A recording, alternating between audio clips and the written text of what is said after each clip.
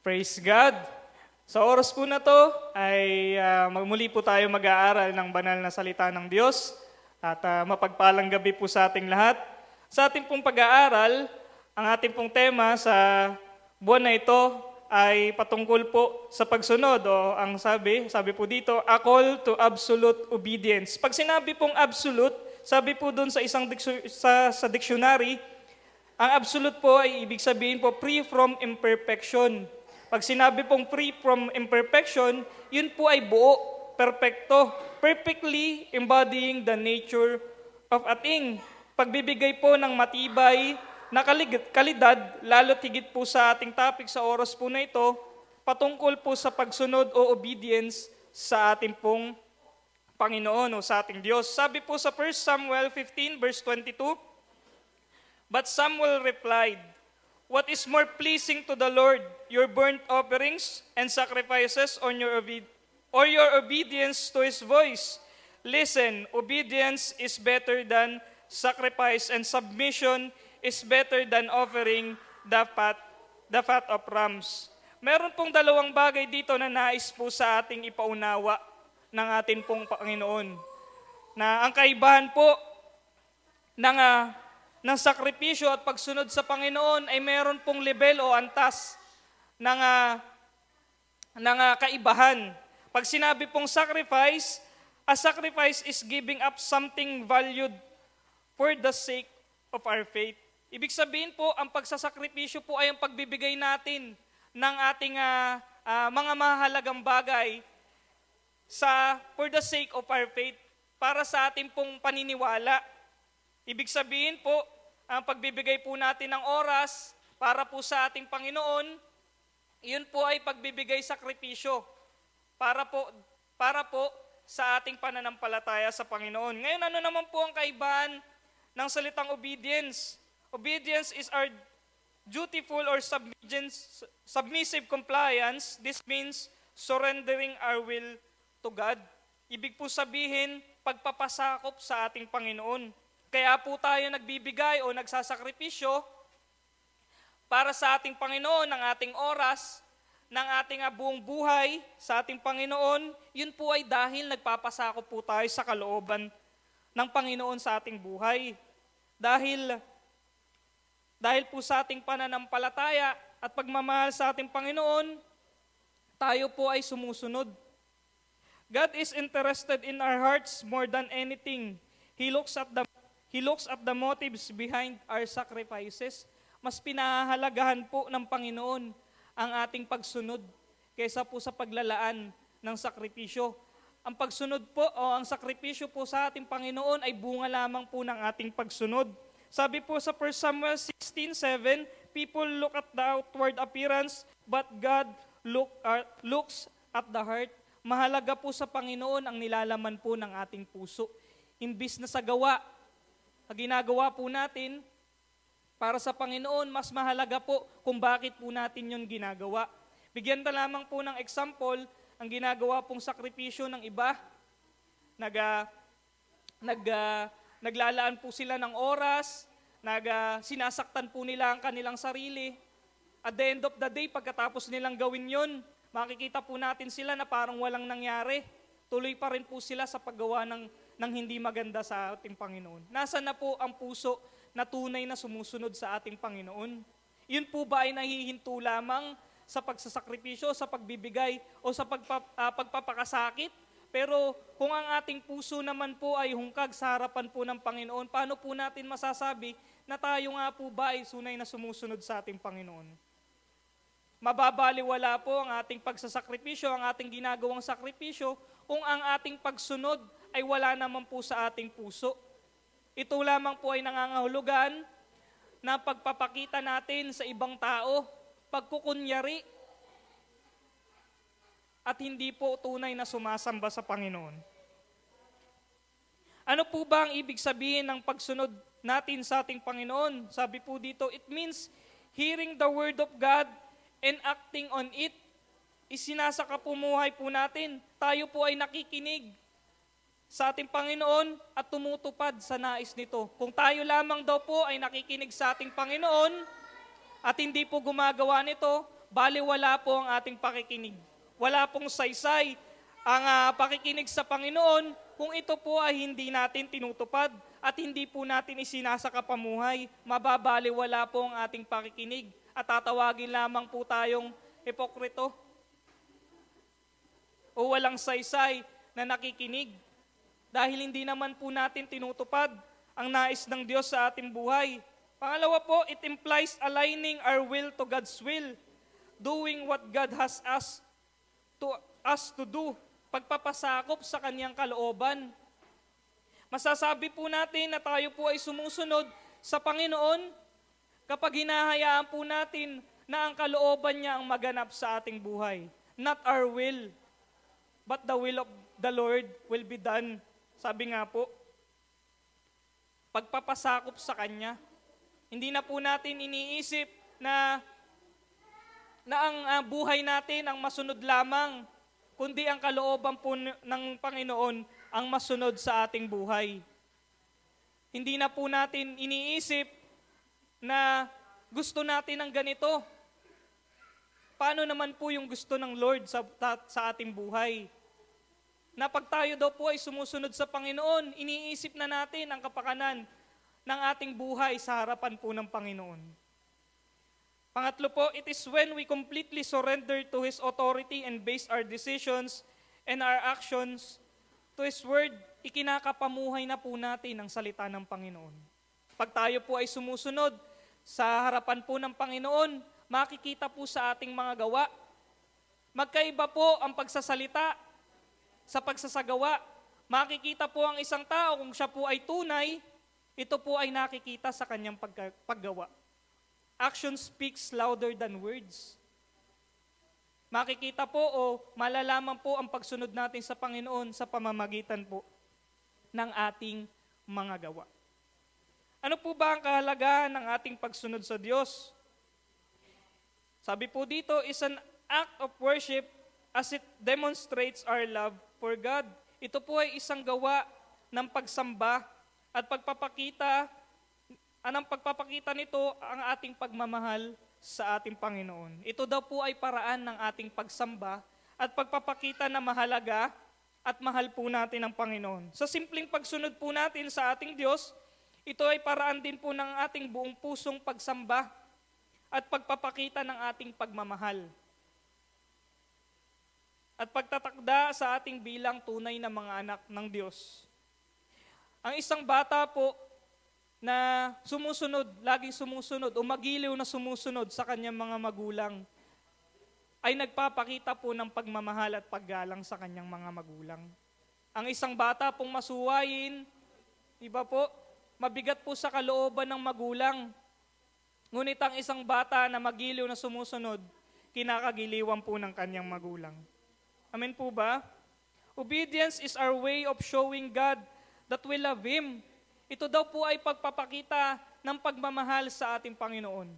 Kung tayo po ay sumusunod sa Panginoon, hindi man po nating sabihin na mahal po natin ng Diyos, nakikita na po sa atin. O nakikita na po sa atin ng iba o ng Panginoon na tayo ay nagmamahal sa Kanya. And it's through our obedience that God recognize us and enable us to enjoy His love. Nang dahil po sa ating pagsunod, tayo po ay kinilala o kinikilala ng ating Panginoon bilang mga anak niya at ipinapadama din po niya sa atin ang kanyang pagmamahal. Mamahalin po tayo ng Panginoon kung tayo po ay patuloy na sumusunod sa kanyang kalooban. Mahirap pong mahalin ang isang tao o ang isang anak na hindi po sumusunod sa kanyang magulang. Pagkat sabi po sa John 14:23 hanggang 24, anyone who loves me will obey my teaching. My Father will love them and we will come to them and make our home with them. So ito po, ang pagsunod po sa Panginoon ay pagpapakita po ng paggalang, pagmamahal sa ating Panginoon. Pangalawa po, it shows God that we trust Him. It is a demonstration of our faith. Pagpapakita daw po, ang pagsunod po, ang pagpapakita na tayo po ay nagtitiwala sa Panginoon. Obedience can mean following God's lead even we are not sure of the outcome. Ang pagsunod po sa Panginoon ay nangangahulugan nangangahulugan na tayo ay mananampalataya, tayo sumusunod sa Panginoon kahit tayo po ay hindi sure sa kung ano po ang pwedeng kalabasan ng ating pong pagsunod. Pwede po ba yun? Iba sa iba po ang hirap. Kung sa tao po tayo susunod, maaari po tayo mapahamak. Amen po ba? Kung tayo po ay susunod sa Panginoon, hindi po niya tayo ipapahamak. Dahil may plano po ang Diyos para sa atin. Sabi niya nga po, isang buhay na punong-puno ng pag-asa. Dahil tayo po ay namumuhay sa pananampalataya higit sa anumang nakikita ng ating mga mata. Di ba po? Mahirap pong paniwalaan. Ngunit kung tayo po ay sumusunod sa Panginoon, makikita po natin na ang ating pagsunod ay hindi po mababaliwala o hindi po ibabaliwala ng Panginoon. Magkakaroon po tayo ng breakthrough sa ating mga pagsunod sa Panginoon. Magkakaroon po tayo ng katagumpayan sa ating pagsunod, ng dahil sa ating pagsunod. Obedience may require sacrifice, discipline, and stretching ourselves outside our comfort zone. Nangangailangan daw po ang obedience o ang pagsunod sa Panginoon ng sakripisyo. Discipline and stretching ourselves outside our comfort zone. Ang pagpili daw po nating sumunod kung ay pagpapakita ng ating pagtitiwala sa Panginoon. Na kahit gaano man daw po kahirap, o ilabas man po natin ang ating sarili sa ating Panginoon, tayo po ay makakaasa na may patutunguhan po ang ating buhay o ang ating pananampalataya sa Panginoon. Our choice to obey therefore demonstrates our trust in God. It shows that even though it doesn't make sense, we will still do it. Kahit di man po natin nakikita o ang magiging outcome ng ating pagsunod sa Panginoon, tayo pa rin po ay buong pusong sumusunod. Dahil po sa pagsunod ni Noah, kaya ang kanyang sambahayan ay naligtas mula sa matinding pagbaha. Nang dahil din po sa pagsunod ni Abraham, kahit hindi niya po alam kung ano ang patutunguhan niya, kung saan siya tutungo, siya po ay sumunod sa Panginoon na tumungo sa isang lugar na hindi siya sigurado. Nang dahil po sa pagsunod ni Abraham, inialay niya po ang kaisa-isa niyang anak dahil sinabi po ng Panginoon, pararamihin ng kanyang lahi. Nangangailangan po ang pagsunod sa Panginoon ng higit na sakripisyo para ipakita sa Panginoon na buong puso po tayong sumusunod, na mahalaga po siya sa atin, na ino-honor po natin ang kanyang mga salita sa ating buhay. Obedience is an act of surrender. Isinusuko sa ating pagsunod, isinusuko po natin ang ating buhay. Hindi na po ang ating will ang nasusunod, kundi ang kalooban na po ng Diyos ang ating tinatanggap at sinusunod sa ating buhay. Hindi po madaling sumunod sa Panginoon. Many times, it means taking a higher road, doing things are against our fleshly desires. May mga bagay po tayong nais gawin, ngunit sa ating pagsunod po sa ating Panginoon, hinahayaan na po natin na manguna o mag-drive ng ating buhay ang Panginoon sa atin, maging ng ating pamumuhay. Rough man daw po ang kalsada, ang road, nang dahil sa pagsunod po natin sa ating Panginoon, makakaasa po tayo, dahil sa ginagawa po natin pagsunod sa Panginoon, magiging maayos po ang ating buhay.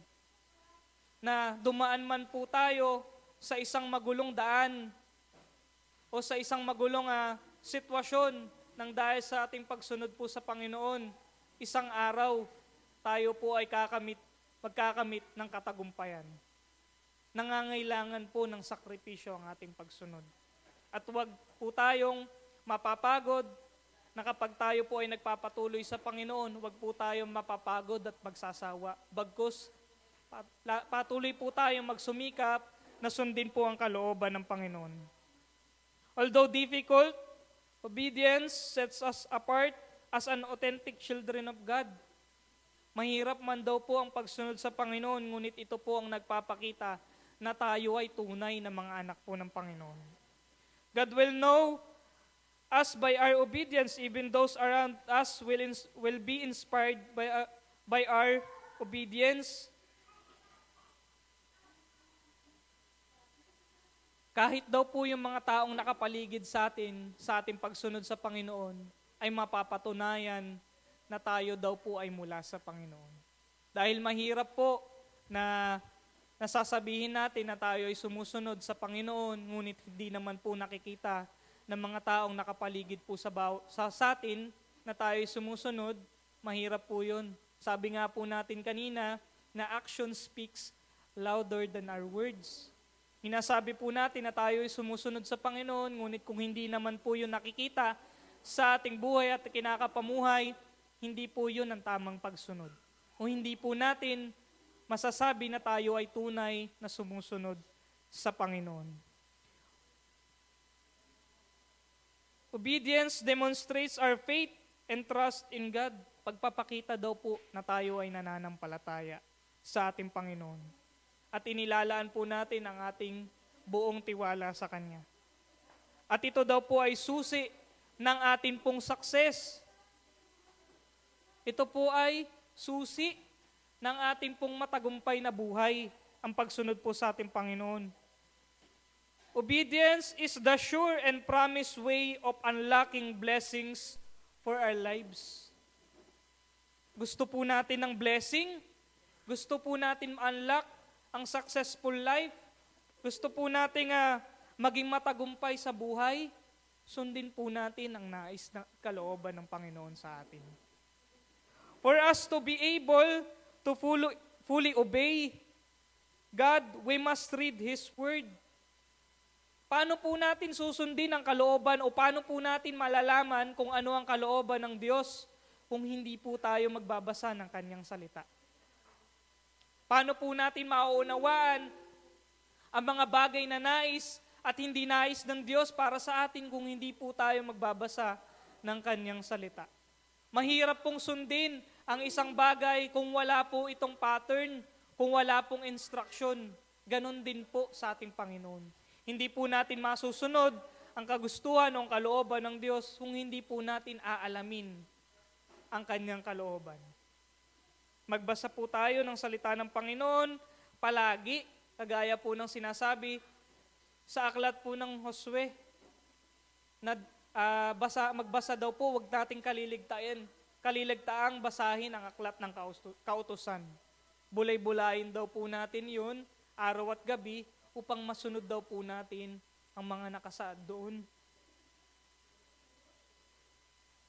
We must read this word every day and ask God to empower us with Holy Spirit so that our life is going to honor Him.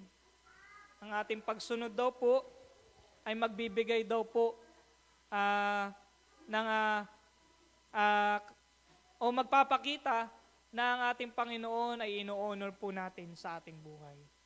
Mahalaga po na sa ating buhay, mahirap man po ang pagsunod, gawin po natin yun,